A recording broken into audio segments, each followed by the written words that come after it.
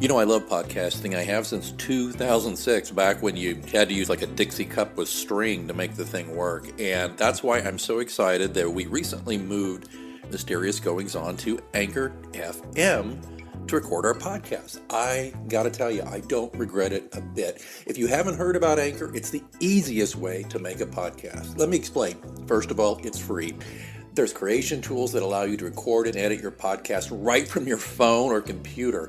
Anchor will distribute your podcast for you so it can be heard on Spotify, Apple Podcasts, and many more. And you can make money from your podcast with no minimum listenership. It's everything you need to make a podcast all in one place. Not going to lie to you, when I first heard about Anchor, I was a little dubious because I've been doing it the hard way for so long. But I got to tell you, it's very easy. Use a Stripe account. Get sponsors.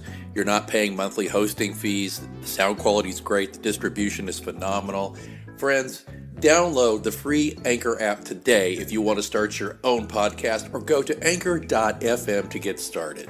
Remember, you heard it here first on Mysterious Goings On.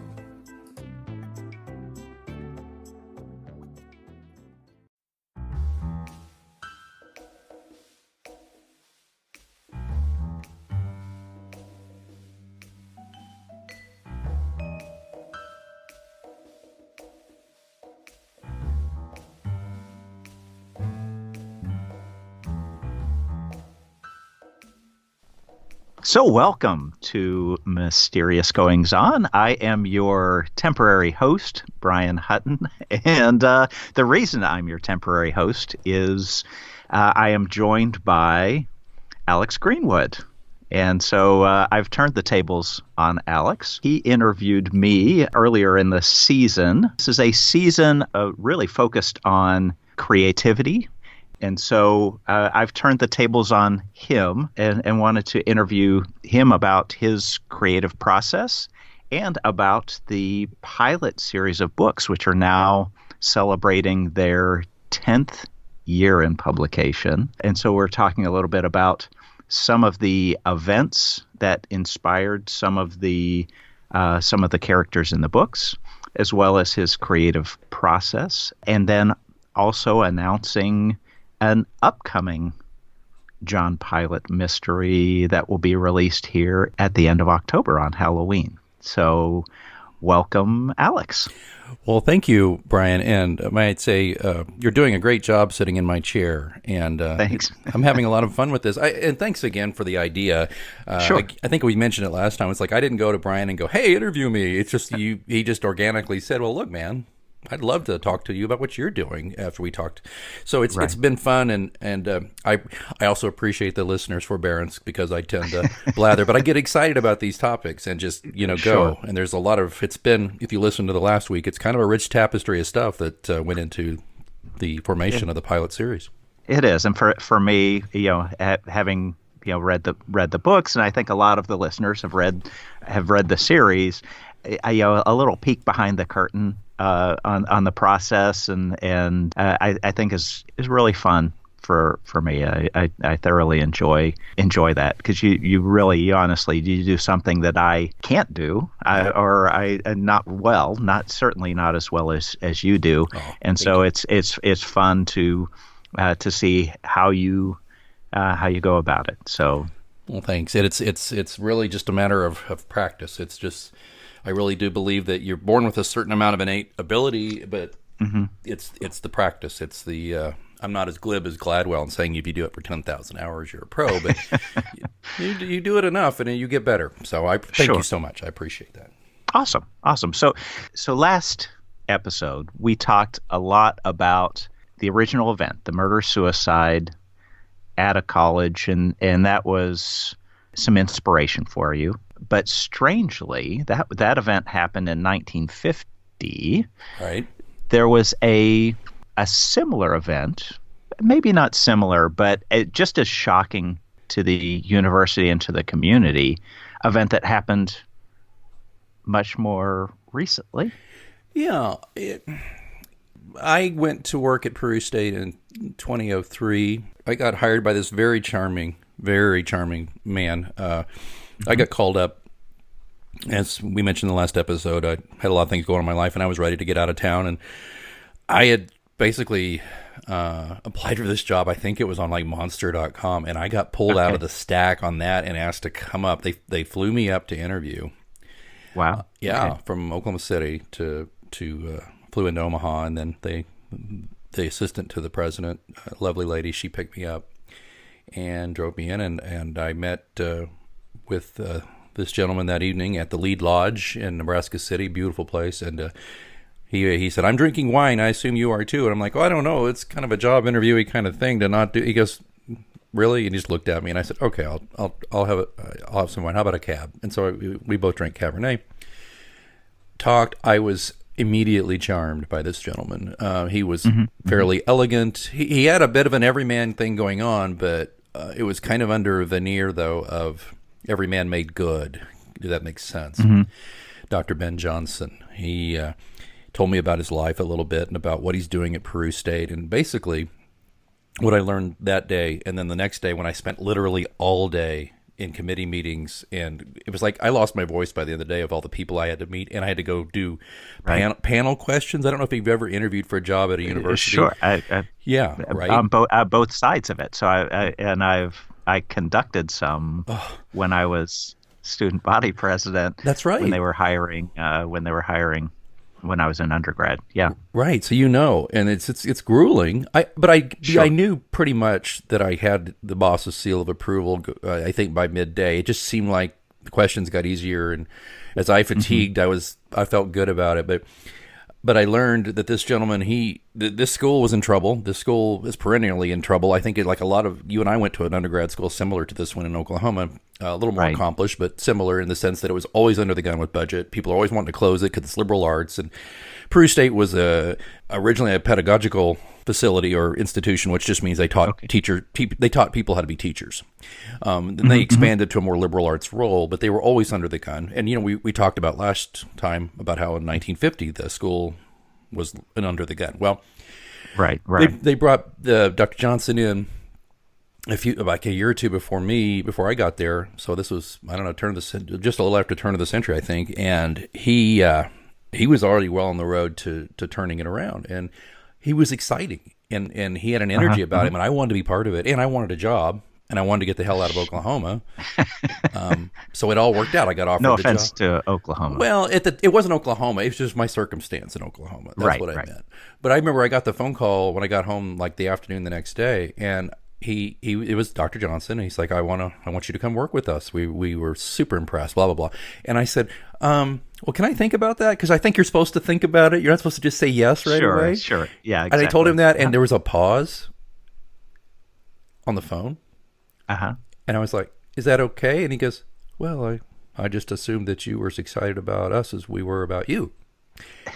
And I said, oh, hell, all right, Dr. Johnson, I'll take the job. Can you, and we worked out he laughed, and then but he had me there. He was just really good. And so I went and worked there. I was his assistant on public affairs and marketing, and I did marketing and public affairs there, and his director. And as we mentioned last time, I was in the same building where all those murders took place, 30 plus years before.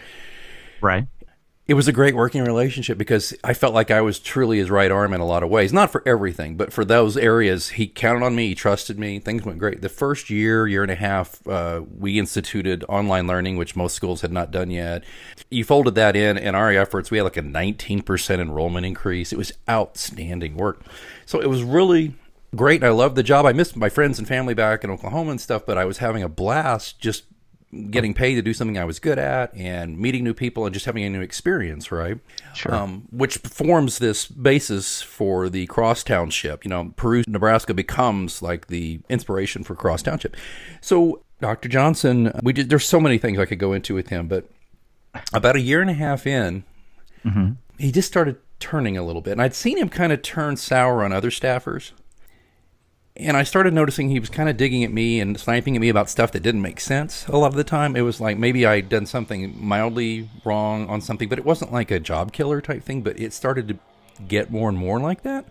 And a little verbally abusive at times. And I was just like, wow. And I kind of talked to him. I said, what am I doing? And he would just, long story short, he would just kind of start doing the mind game kind of thing on me a little bit. I could see this because I'd seen him do it to others. And he started seeing people I was friendly with on campus and then started saying, I think you spend too much time with them.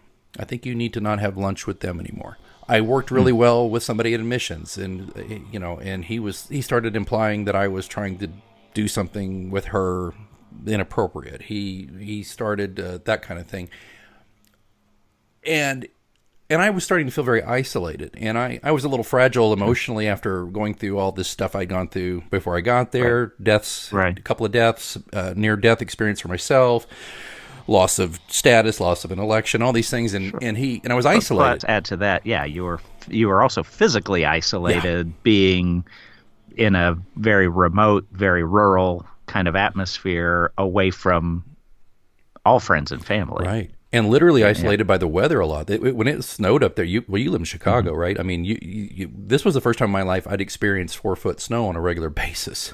Right. And this little tiny town, you get socked in, you're socked in. And these are very hardy people who are used to this, but they just understand when the snow flies like that, we're stuck. Better have some food stocked up, or trudge down to the one grocery store that's actually about the size of a Quickie Mart, or maybe the Casey's, it's famous for pizza, and that's it. And cell phone service was kind of spotty, and so the phones went down. It just really was isolating, right? And I started seeing him, and looking back, I noticed he was doing a lot of isolating things to me, isolating my relationships.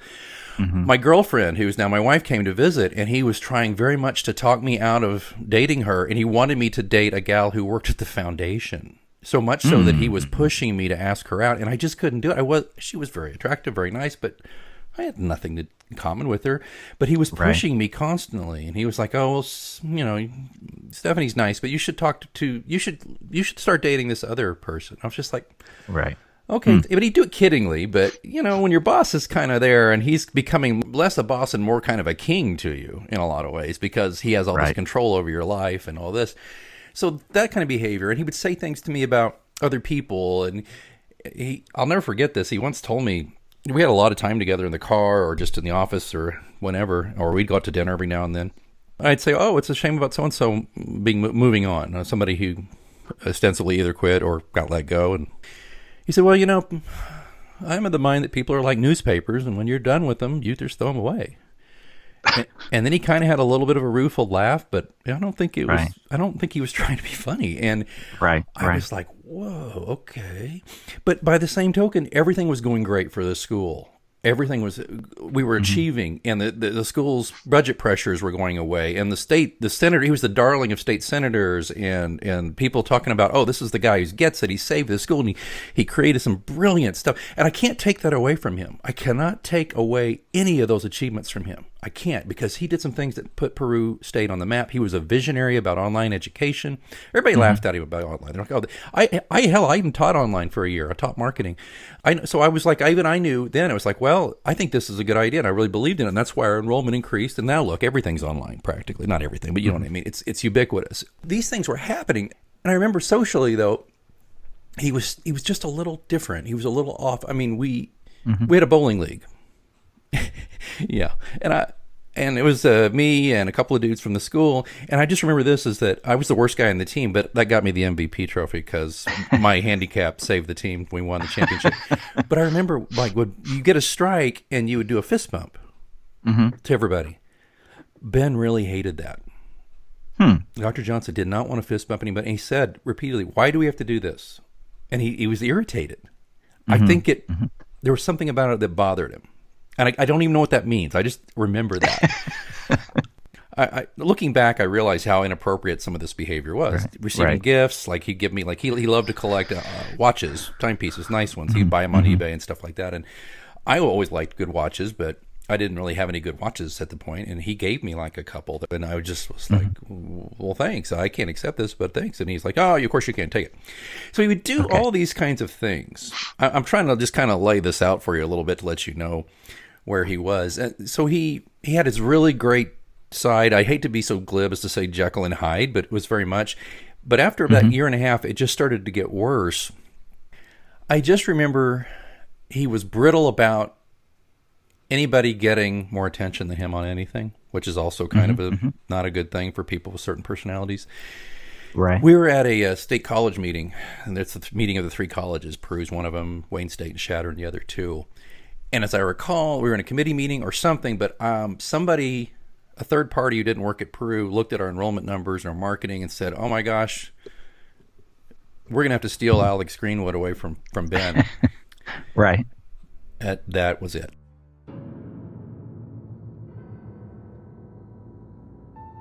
It seemed that from that moment on, I was no longer the fair-haired boy with my boss. I was apparently somebody who was a threat to my boss. And even though I was helping him and just doing everything I could to make him a success and make Peru a success. And he changed. He was very cold to me at that point, and he would berate me and behind closed doors. He would criticize my job performance. He brought me in one day, and he had a few just, I thought, silly things. He says, this is going in your record. I was like, what did I do? He goes, this, and it was just all this stuff. And he knew how psychologically I was already feeling isolated, and I was frankly depressed. The weather, I think I had a little bit of seasonal affective disorder at times going on. I can just remember he did all these things. He built me way up, and he read this newspaper. He got everything out of me he could get, I think. And then he started finding ways to tear me down to get me to leave. Right. So almost 2.5 years in, I couldn't take it anymore. I mean, it was literally every day was like, is he going to yell at me or is he going to pat me on the back? Is he going to tell me I did a great job, or is he going to tell me not to eat lunch with my friend Les in the cafeteria anymore? You know, is it this? Is he going to accuse me of trying to sleep with somebody in a different department? Is he going to do, all these things? And I decided I got to get out of here. So I started looking for work in Kansas City, and Stephanie and I talked about it, and she was in Kansas City, and I let it slip who I thought I could trust, who was probably just as scared of him as I was. So she kind of, in my opinion, toadied up to him and said, well, hey, Alex just told me he's looking for a job. So I got called in the next day by Dr. Johnson. He said, here, you're looking for work. And I said, yeah. And he said, well, let me just make it clear to you. This was like, I think August. He said, if you don't have a job by October, you might as well just go ahead and walk, because you'll be fired at that point. Wow. Completely illegal, by the way. Yes. But it was just me and him in the room, and how could I prove it? And I was just like, well, okay. Right. Well, fortunately, within a couple of weeks, I had a job. I was vice president of a TV station in Kansas City, so I was on my way. So it's further proof, by the way, that I was very good at what I do, and obviously he just wanted me out of there. So this is the thing. So then everybody knows I'm going. So I think I'm leaving by, October, November, I'm leaving. Like, before I go, Dr. Johnson has a going away dinner for me at a local restaurant. And I didn't want anything to do with him. And he was all pat me on the back and glad handing and aren't you great? And all these people there. And they gave me like some going away stuff. I don't remember, but it was just as if, oh, this is our wonderful hail fellow, well met. He's done so great. We're going to miss him and all this. It was like he was like doing PR with everybody else, I guess. But in a way, I took it as him basically saying, screw you, by the way. It's like he looked me in the eye, shook my hand to send me away. It's like, this is what I do.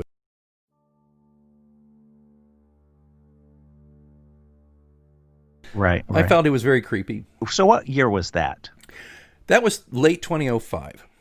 Okay. So shortly after that now, there are some things going on in the background. Right. Well, so I go away, and I'm at the TV station, and that's 2005, and I hear some things here and there, and then I hear that, oh, he's going to retire in 2008, and he retires in 2008. And I think, well, son of a gun, he did some things I don't really appreciate, but you know what? Ultimately, complex personalities are often incredibly good leaders, and he did a really great job with the school. And it's a chapter in my life that's over. It was hurtful in a lot of ways, because I made friends for life, I thought, there, and I thought I'd done such a great job, and I was liked. And it took me a lot of years to realize that all those things were true, and that this wasn't about me, it was about him, and to a large degree. I mean, I wasn't perfect, but you know what I'm saying.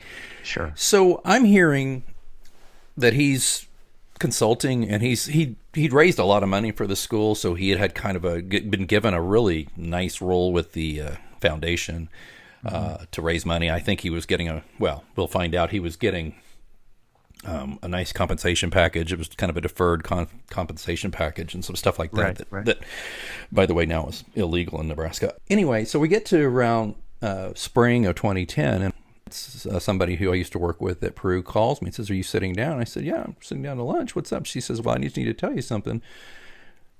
Ben took a job at a university At Fairmont. Yeah, at Fairmont State, and it was just announced in March." And I'm like, "Oh, that's great." And this was like late April or early May, and I said, "Well, that's great. I expected he would take more jobs, although he was getting up in years, and I don't know why, but I guess he needed the money."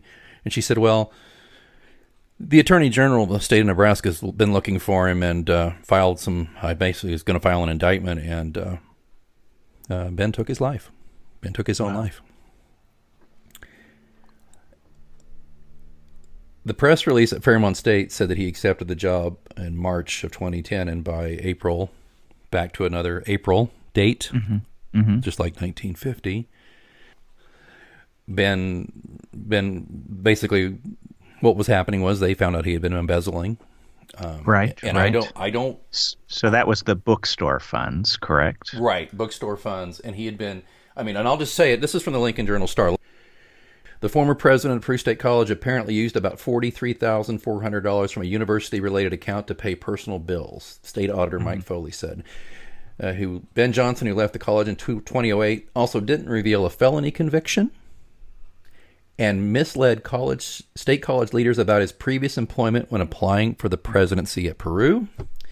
Right. He committed, and he had put it on its the previous job's letterhead, even though he was been fired. No longer working there. Right. Yeah. He was basically paying off thousands of dollars to his American Express account for clothing, for food and meals, for home supplies, travel, including airfare, motel, and a cruise. They did not appear to be related to Peru State activities. President for 9 years, from 99. Okay, it was 99 until August of 08. He was living in Florida since then and was recently named an administrator at Fairmont State. In addition to his apparent misuse of college funds, the staff also discovered he did not reveal a 1989 felony conviction in California where he applied for the Peru job.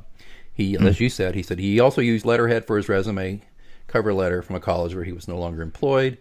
And then add to that that deferred compensation package. So that was actually even larger and stranger, I believe. So he had managed to get nearly $500,000 in deferred compensation that they canceled. Actually, they caught the deal, and it was supposed to be that. Yeah, he had negotiated that. Yeah, and the thing that gets me is, he didn't reveal this felony. He made an untrue statement or omission to state material facts to investors in a scheme, and he spent 9 months in a California county jail. 9 months in jail. His cover letter seeking the Peru State job was on Thomas College letterhead. He had signed the letter as a vice president at the school, and he had been terminated from Thomas College in Thomasville, Georgia, 2 months earlier. He had later filed a civil suit against Thomas College for breach, and the school responded that Johnson misrepresented his qualifications in applying for the job. The suit was dismissed 4 months after Johnson was hired at Peru. Yeah, he failed to disclose more than $450,000 in deferred comp. And that led to, I would jump ahead just a little bit, just to kind of tie a bow around that, a state law, LR 431, that the state of Nebraska no longer it requires that that type of compensation be revealed and out in the open. And I have not read the law in its entirety, but I think the regents or others need to be aware and approve of any type of compensation of that kind. So. Yeah, and perhaps I think it probably also means that a lot of my former colleagues at the Nebraska State College system were looking a lot more closely at resumes and checking criminal records. Jesus Christ. E-verify people. This guy is a convicted felon. This is a former convict who has basically charmed his way into a position of authority. And he clearly, as you said, exhibited some pretty criminal and I'm not going to say sociopathic, but I'm going to say some antisocial behaviors. Yeah, and certainly, questionable history. Paul Fell, who was president of the college alumni group. I'd met Paul a few times. He was a Lincoln cartoonist, a Peru graduate. He said the guy just did miracles down there. He took the place and turned it around. The former chancellor of the college said, I'm sad that it turned out this way. That would have been a very good legacy is tarnished. Yeah, but here's the thing, too. The man was very skillful at turning away people who helped him achieve all these things. So I have to wonder about him. Did he turn away and start scaring away people who perhaps had, and I'm not being aggrandizing here, but who had stronger personalities and who could threaten him in the sense that if they found out what he was doing, they would have the moral fiber to report it and not just cower? If I found out he was embezzling, I would have gone straight to the cops about it. I mean, sure. He seemed to maybe block relationships that might, since each person at the university has one piece of the puzzle. Yes. He may have blocked some of those or tried to frustrate some of those relationships, knowing that if two or three got together and said, oh, well, I saw this piece and I saw this piece, that you might be able to piece together even more of that activity as well. I think he ran off a lot of good people, not just me. And again, I am not perfect. And again, there were probably some aspects of my job I could have done better from time to time, just like anybody else. So please don't anybody think I'm sitting here going, I was perfect and he ran. But this guy did some stuff. There were other things I'm not going to go into. There's rumors and stuff like that I will not go into on this thing out of respect for the people who loved him. But I believe a lot of those rumors because now that in retrospect, put the pieces together, he did some really questionable things, obviously, and not just at Peru. Again, this is an ex-con. This is a former felon who basically got in trouble for, I think, defrauding investors. Right. And then he fraudulently attains more than one job because of his credentials, and then because he doesn't talk about his past, and he walks into this job at Peru. So it's like some people are like, here's a parallel. Well, the economy's so good, so we can forgive all the other bullshit that the president's doing, right? It's like, no. Right. Either we're a moral and just society or we're not. Sure. So I'm sorry, I'm getting a little worked up because this was a two-sided the coin thing for my life. One side was like I broke away from everything and I started over and I killed it a year and a half or so. And then, frankly, through no fault of my own, I was shown the door. Right. And it breaks my heart because, frankly, I felt like I could have had a whole new career. In fact, I'll tell you this. You know what he did do? He did some wonderful things for me, too. He wrote me a great letter to get me into the executive MBA program at University of Nebraska at Omaha. I got accepted. I was going to go. This happened a few months before the incident of me being praised at a meeting. Right. And then when he started turning on me, I was like, there's no way in hell I'm staying here, and therefore not going to go spend $50,000 on a executive MBA at UNO. So he would do these things, and he would tell me, he said, you could be a college president someday. He said, you could run a small college. He said, you got what it takes and all this stuff. And then I realized, of course I could. In his eyes, of course I could, Yeah. But I just remember he had plenty of enablers on staff, some people who I'll never forgive for the way they enabled him. But then he had some people who I remember who questioned him, and they were shown the door or their lives were made miserable. I wasn't the only one. And then there were some people who legit were dead weight, probably needed to go or needed to have their roles changed, and he did that too. Right. So I don't mean to beat a dead horse. I just want to lay this out. So if you go back to 1950, you have this horrible tragedy. Right. Where somebody who's got issues goes in a very bad direction. Then you go all the way up to 2010. 2010. Yeah. So you got 60 years here, a span of 60 years where it ends. The punctuation is sad, and sadly the punctuation or these things are gunshots. And listen, as much as I despise a lot of the things Ben did to me and said to me and the hurt he caused me, I, believe it or not, still have a lot of respect for his achievements, and I have love for him in some ways because he did, no matter what at the ultimate end, he did help me kind of get to where I needed to be at that time in my life and introduce me to some other wonderful people. And we didn't even get into how this guy, by the way, talked himself into being a nationally known lottery expert. I mean, we don't have time for that whole story. And the book writing, yes. He wrote lots of textbooks. In fact, I'm sitting here looking at Stirring Up Thinking, his critical thinking textbook, which I think is a pretty darn good textbook. I mean, but he's fascinating in that he did. I'll just tell you real quick. He told me one day he was like, and this was a guy, the story he always told me about himself was he grew up on the streets of Detroit, and this is what he said. This was the lore he established. He said, well, I was in gangs, and I getting in night fights, and then I got in front of a judge who said, you can either join the Army, go to jail, or go to college. But you got a choice, or it was something like that. It was one of those kinds. It was just right out of, and right. Anyway, so obviously the path he took, and he would always kind of jokingly allude to all his friends back in Detroit. If people, he would go, I got to introduce so-and-so to some friends I have back in Detroit. And I was just like, okay, whatever. I never took that too seriously. But he told me one day, he said, he says, I decided I would become an expert on the lottery. And he boned up on it, but he would just gleefully told me how he started writing this column for the local paper, and then it got syndicated. And he's like, and I don't know shit about the lottery, but I pretended like I did. And he's written some books. Mm-hmm. It's just typical behavior of this kind of personality. And again, I'm not diagnosing him. I can't. But I mean, do I need to paint a picture? I mean, yeah, it's interesting. It's very interesting. So and I don't mean to continue to blather on him. So I won't, other than to say there is a villain in Pilate's Cross who hangs around for a couple of books, and he was the president of Cross College. But is that Ben? Well, no. Right. Is he inspired by Ben somewhat? Well, I would imagine so. Right. Yeah.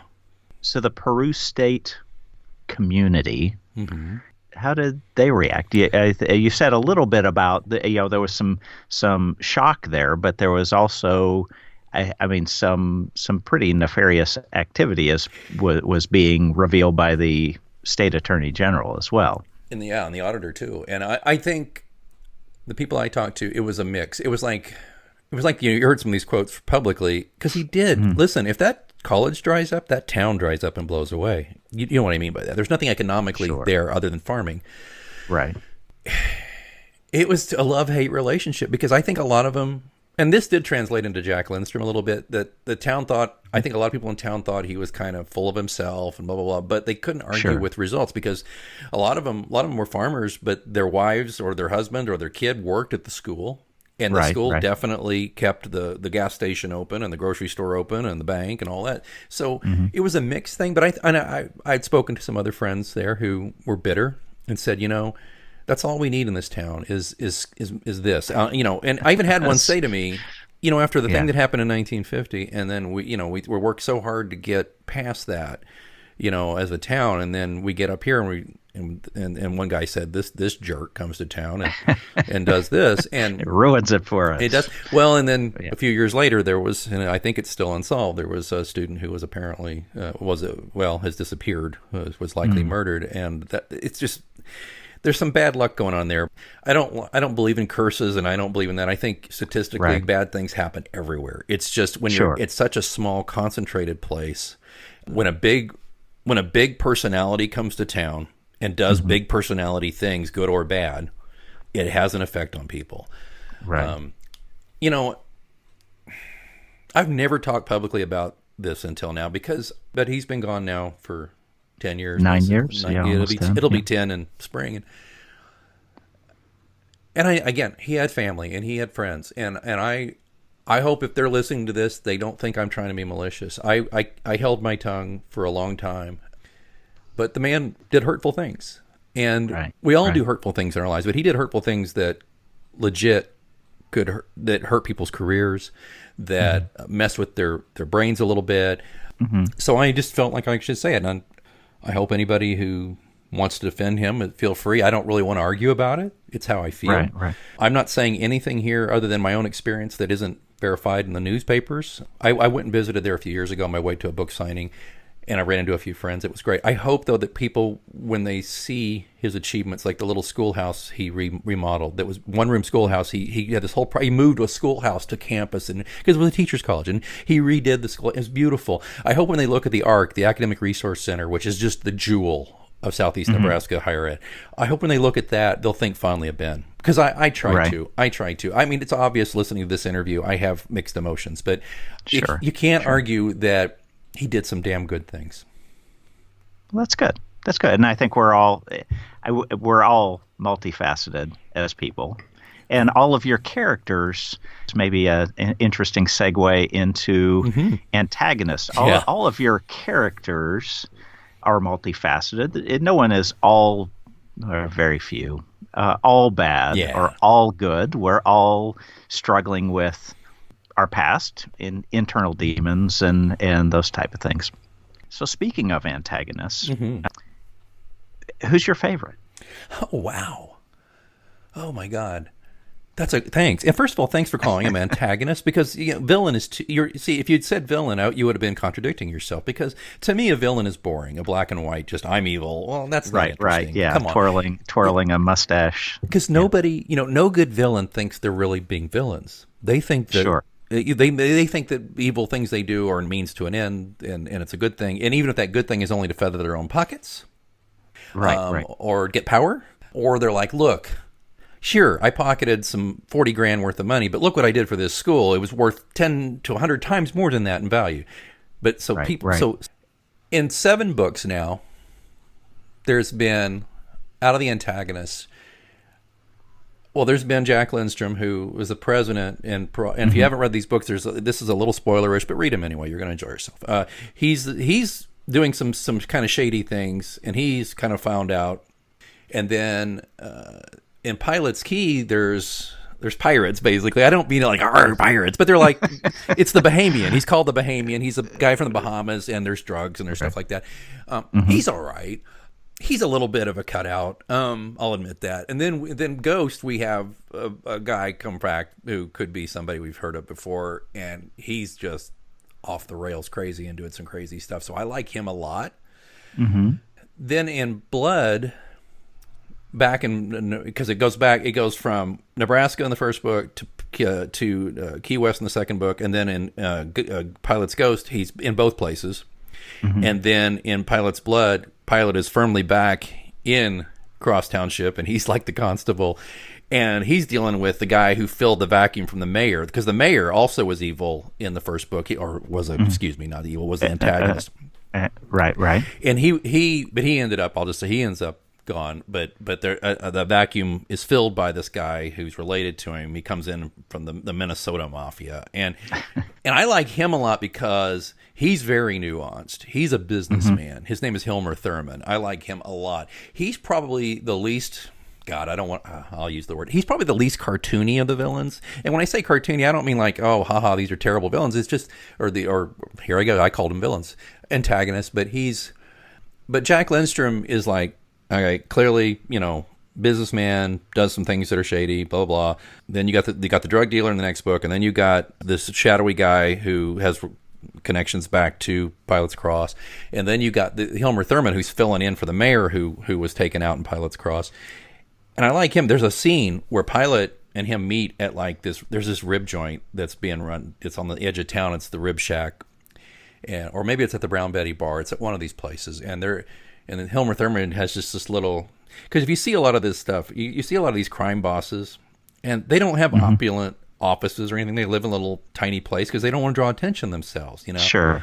Yeah, most successful criminals are successful because they don't draw attention themselves. They don't flash money around or that. Pilate has a scene with him, and Pilate is so nervous. I think his leg is just like constant movement leg syndrome under the desk, and he's sweating, and they're back and forthing, and he kind of threatens, or he kind of insults this guy, and the guy, he gives it back to him, and there's no yelling at all. It's all just, so I really like Hilmer. And in Rose, it's kind of complicated. The villain in Rose is kind of like a James Bond villain to a degree. He's all right.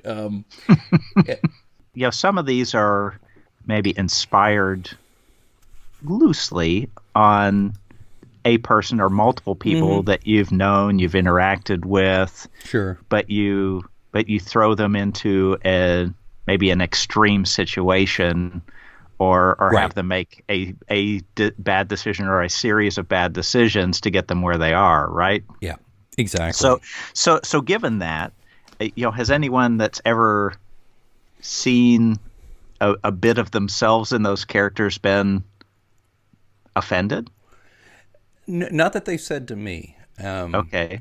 I think indirectly somebody, I think back at Peru, and I couldn't tell you if this was just hearsay or what, but it kind of got back to me. Somebody was like, oh, really? I think some people who have glanced at these, who live in that area, are not flattered that, again, it's obvious that it's inspired by Peru, and maybe they're not thrilled with that because it's more salt in the wound kind of thing. But I've not heard anybody go, believe you made me into this bad guy. This bad guy. I think, have I? Gosh, I probably have had. I can't think of anything right off the top of my head, but I mean, I would be probably more flattered than anything, because that meant somebody really read it carefully, and most people don't. They're just like, that was a good book, man. I'm like, well, what'd you like about it? All of it. Right. I'm like, right. Yeah, okay. You didn't really read it, did you? I wanted to ask you about the name John Pilate. How did John get his name? Okay, I gotta say, it's been a regret of mine because it's Pontius Pilate is the inspiration. I'll tell you that first, and I'll tell you about the regret. Okay, sure. So Pontius Pilate was the Roman governor who got the unenviable job to placate the Jews and also deal with this problematic guy called Jesus. And there was a lot of Jewish people there who wanted him out, and there was a lot of Romans who were like, can we just, Done with and it. Right. Pilate I don't think Pilate had any skin in that game. He was just like, I'm the governor. There's that famous line where he's like, I'm gonna wash my hands of this, and he's washing his hands. But I liked the idea of using religious imagery throughout the books, and I have to a degree. It's kind of dropped off here and there, but my editor and I were working on this new book. It comes back. I like the idea of religious imagery. There's a lot of threes in my books. Father, Son, Holy Ghost. If you kind of parallel to threes, if you look for threes hard enough, you're going to find it in just about every book. That's why that's why originally, by the way, this was supposed to just be a trilogy, but it didn't happen that way. So now it's double that so far. I like the idea though that Pilate was a guy who got dragged into something. Because if you look at the entire character arc of John Pilate, he just gets dragged into stuff. Right. There's he doesn't intentionally go to look for these for trouble or to solve things. No, he's the guy in the first book who was coming off a very bad divorce, lost his job. He had some kind of potential life-threatening illness, and he goes to a new town. He's just like, I want a fresh start. And what's he get when he gets in the fresh start? He gets dragged into a conspiracy, and he nearly gets killed. And then if you look at all of these, Pilate's key, he's just having dinner at a restaurant, and a dead man almost literally falls in his lap. Right. And so Pontius Pilate to me represents that kind of person who's just like, look, I don't want any trouble, but he gets it. Right. But the problem is Pilate, Pilate, everybody thinks it's an exercise class. Pilates.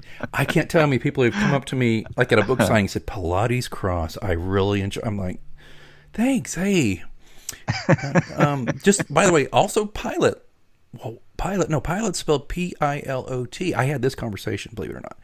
And I said, no, he's not I said, technically, I guess you could read Pilate into it, that he's charting, he's flying, but not really. I said, no, like, you ever studied the Bible? Pilate, the guy. And sometimes people I watch their eyes and they're just like, I don't, what?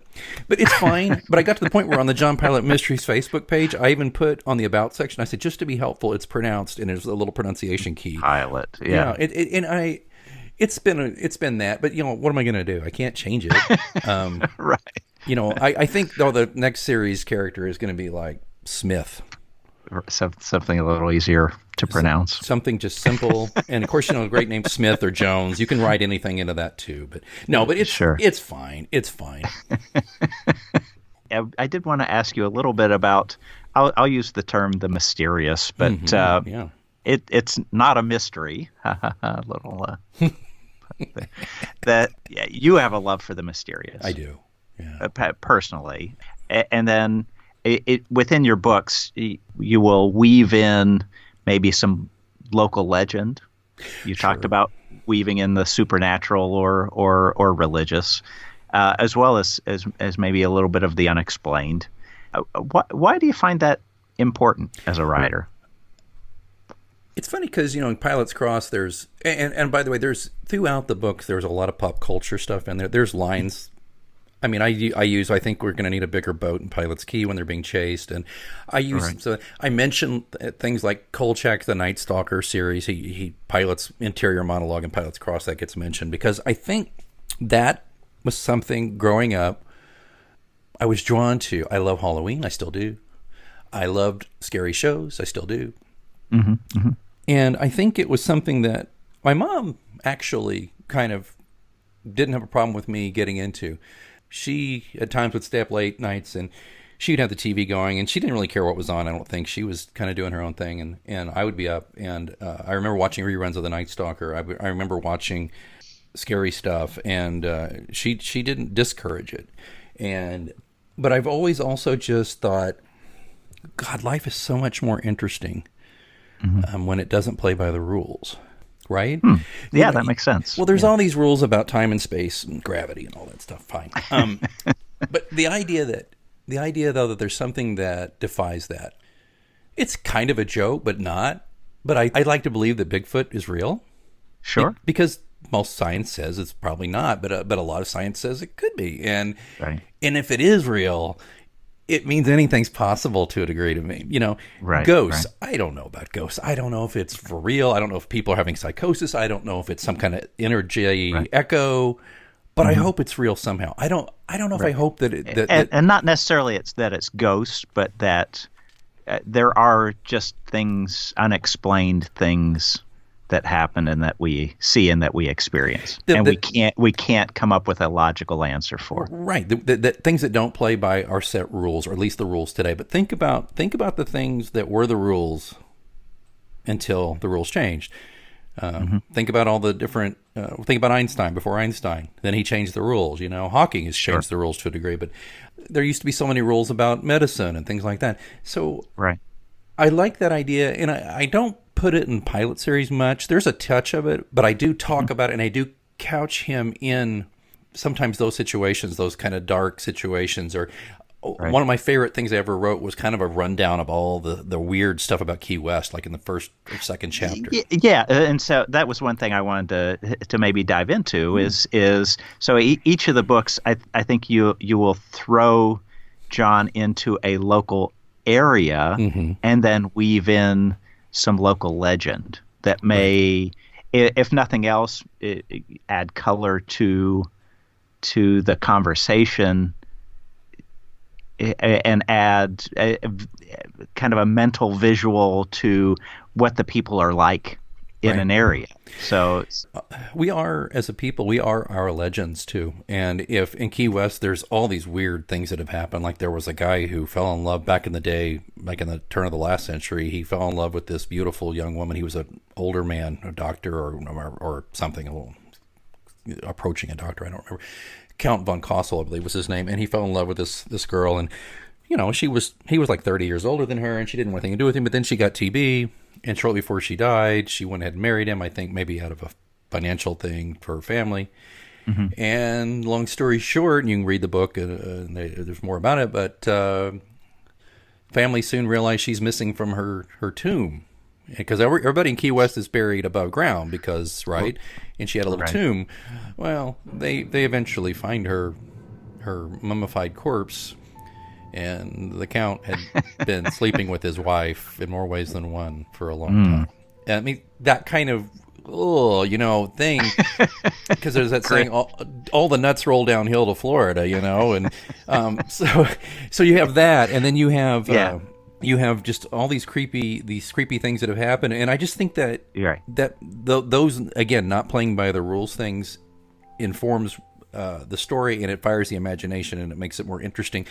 I really, really hope that life is more interesting than daily life, because daily life is boring, and daily life is not interesting. So for the books, do you put John in an interesting locale and then research the legends, or does a legend that you stumble upon inspire you to have Pilate travel there? Well, okay. Cross is kind of an obvious one. I stumbled upon, and I also lived there, and I've always been intrigued by the small town mystery and creepy, thing. But Key, as I mentioned last episode, my wife and I spent part of our honeymoon there in Key West. And so then I took a tour there and I got to know the place. So it was kind of both. Sure. And then Ghost, that covers Ghost. But then in Rose, Pilate's Rose, Jamaica, which, by the way, you were with me on the trip to meet our families. I was indeed. Yeah, so that was there. So then I did do a little bit there, but I got a little over my skis with that one, and I was really trying to really flesh it out and make the Jamaica parts bigger than it needed to be. And my editor saved me because Rose was a torturous book to finish for me. It wasn't going anywhere. And so we got through that. So I think that's the case. And the next book, which we'll mention before we go, is coming out on Halloween. It takes place totally in Key West again. The good news is I had recently visited Antigua, and I've got some other places that I've on my list. So Pilate will probably go to some of those places too. Interesting. So you mentioned another potential pilot book after this. I mean, do you see a finite end book? I do. For the pilot series, or would you just kind of stop writing when it stops inspiring you? I would hope I would stop if it was just getting really terrible. Like if it was like, oh my God, he's just ticking the boxes and blah, blah, blah. And I was afraid that was happening a little bit, to be honest with you, with Rose, because I was really really forcing it because I hadn't put anything out in a while. And I literally have a couple of fans who contact me and say, I have one lady, Miss Tony, she calls me about every 6 months, when's the next book coming? She's got my number. Oh, wow. Yeah. So so I was like, I got to get this done. But I don't like the term blocked. I just felt like I was having an imagination deficit, and I was feeling like I was like, I don't have anything more to say here. But anyway, I've got a number in mind, and we're halfway through. Basically, we're getting over the Terminator to the next second half of the series. At the rate I'm writing these, though, I'll be just into my 60s when I'm done. Okay. And I think by then it probably will be a good time. But Pilate kind of ages with me. He's a few years younger than me, but he ages as we move along here. He doesn't say the same age. But I'll make a promise to readers: if it really sucks, I won't put it out. And if I keep putting them out and people just stop reading them or reviewing or commenting, then I'll know. Sure. I'll know. Right, somebody will let me know, and they'll take me out behind the woodshed and do that last act that I need, with the one bullet type thing, and say, Good dog. Bye bye. Awesome. So with your upcoming book, so it's coming out on Halloween, 2019, right? So is there anything else about the plot, the location that you'd like to share early? Just to let you know, the book. Let me just tell you what this is. This is a way we were going to do a big omnibus edition. We're going to put a 2-volume printed set of everything, including this new adventure, together. And it was purely a dollars and cents thing, where it was going to cost me a lot to put it together. And I still want to do it someday, but I just want to wait a little bit longer, maybe our 10 or 20 years after that. Yeah, maybe when we're finally done with all of it, I'll put out a big slipcover, multi. But I had a great friend. He's a fellow author. He also helps with my ideas when I get dry, and he does great book covers for me, Jason McIntyre, and he and I were talking, and I said, I want to do this omnibus, but I just can't pull it all together, and it's going to be money that I'm not sure I have, and I don't want to do another Kickstarter like I did for Pilate's Ghost, which was very successful, but I'm at a point where it's just like, I don't want to have hat in hand and expect people to, money's tight for people, and I don't want people to feel boxed in.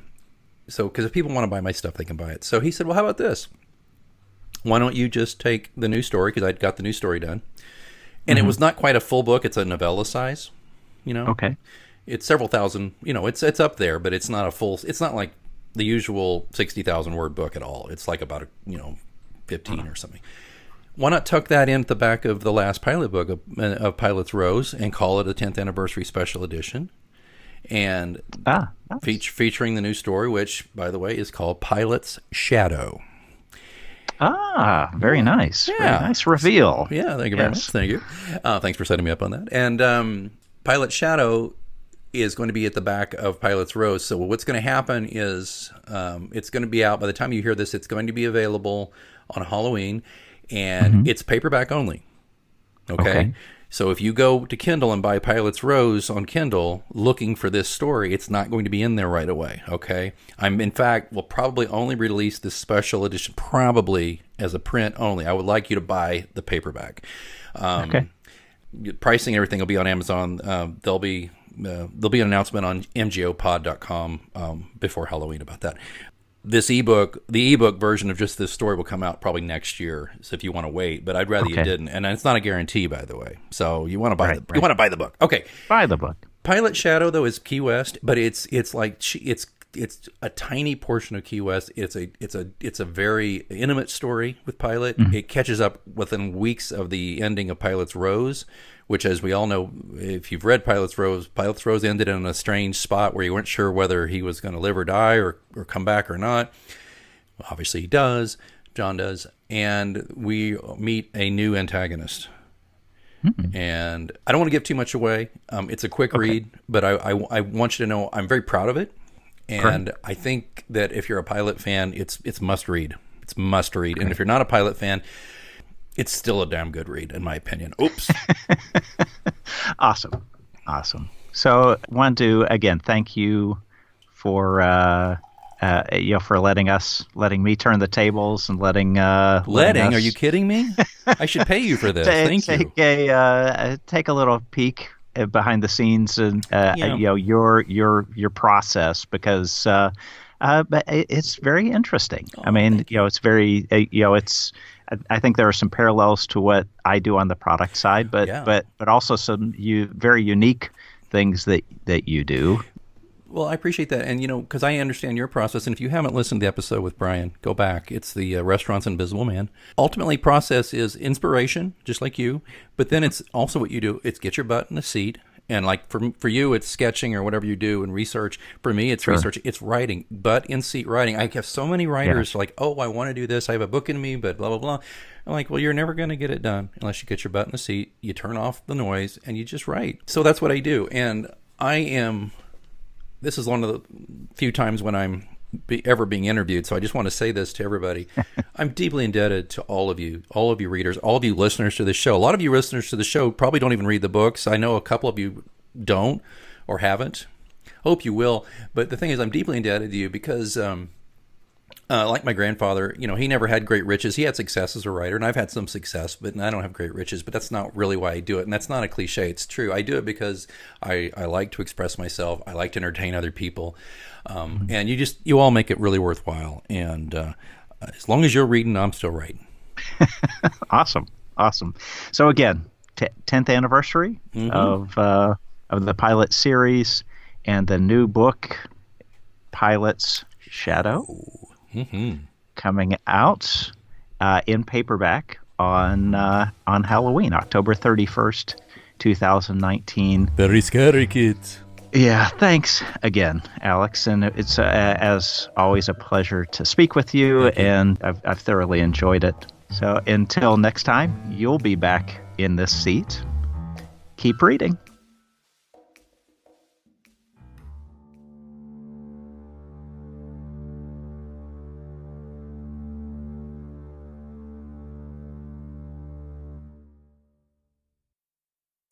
Whiteout conditions. I haven't seen a blizzard like this in 50 years.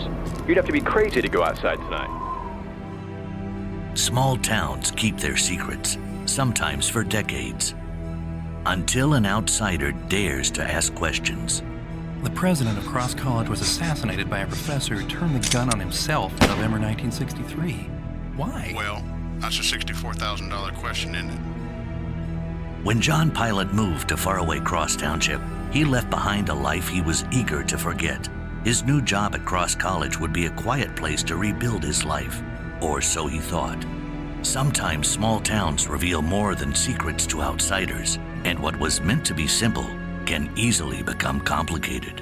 John, I want to be with you, but I don't think you're going to stay in Cross for long. And a mystery can be as powerful and irresistible as love. There's something going on here, and it's all tied to the murder of the Cross College president in 1963. John, it's not your concern. You really don't fit in here. For your own sake, get out of Cross while you can. And Pilate may self-destruct on his own if his imaginary pal Simon gets his way. Why not end this? Escape this veil of tears, shovel off this mortal coil, take the dirt nap. Of all the imaginary friends in the world, I have to get the psycho who wants me dead. Everyone needs a hobby. The small town of Cross gets smaller as Pilate zeroes in on the decades-old conspiracy. What happens to a person's ashes if nobody claims them? And makes himself a target. Ultimately, this outsider will have to survive the elements, outsmart the conspirators, and overcome his personal demons. John Pilate will learn that washing his hands of murder isn't easy in Pilate's Cross.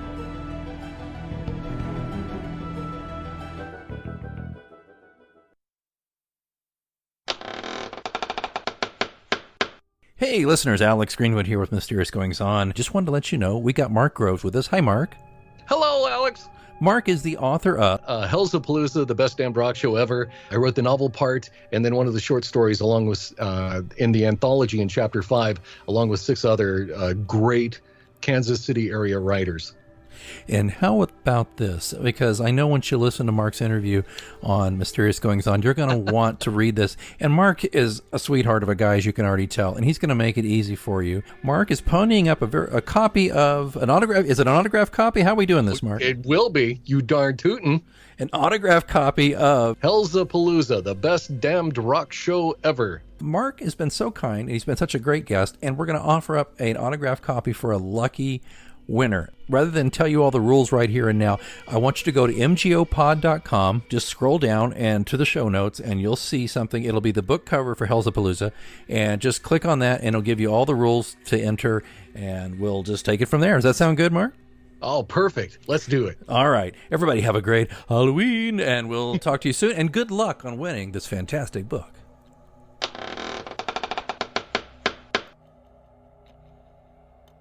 It's a great time to get a great deal on a new car when you get approved for an auto loan from PenFed. Our Powered by True Car rates are as low as 1.39% APR on new vehicles. Finance for a longer term to lower your monthly bill. Plus, take up to 60 days to schedule your first payment. Join PenFed and together we'll keep you moving forward. Anyone can apply. Visit penfed.org/auto or call 1-800-247-5626. To receive any advertised product, you must become a member of PenFed, insured by NCUA. From regular expenses to occasional splurges, there's a lot to buy. Why not get cash back every time you spend? With the PenFed Power Cash Rewards Card, you get cash back on every purchase. That's everywhere, every time you use it. You can even earn a $100 statement credit when you spend $1,500 in the first 90 days. Visit penfed.org/powercash to apply. To receive any advertised product, you must become a member of PenFed, insured by NCUA.